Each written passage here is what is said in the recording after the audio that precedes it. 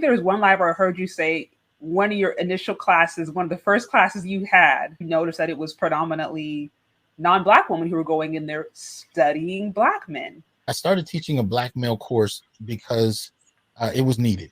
I'm looking at these young brothers who were getting accepted, and a lot of them were, dropping out. A lot of them really didn't have any support structure on how to navigate college. So I created this class alongside a student group for Black males, and began to implement that. And early on, what I found was I had more Black women than men, which, numerically is no surprise. That tends to be the case anyway, as far as the enrollment in school. My initial training in my doctorate was as a feminist. I hadn't dealt with gender prior to my doctorate. So I came in with that framework. The only way I knew how to deal with gender was through kind of what she taught me. So I'm teaching this Black male class using this approach I got in grad school, and I'm watching the numbers of Black males dwindle.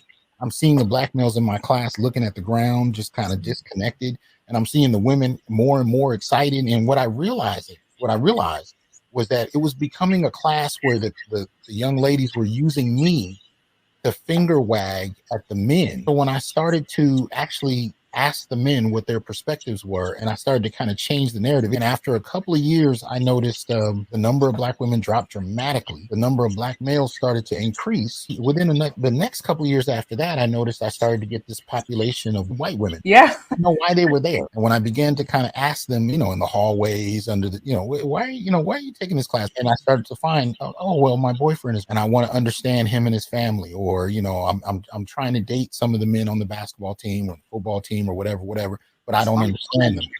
So they were doing research. They're getting A's. It's a weird thing where I got to give A+ to white women in a class on Black males because they are handling all the homework assignments and reading everything to a T. They're asking me about the citations that were made by the author.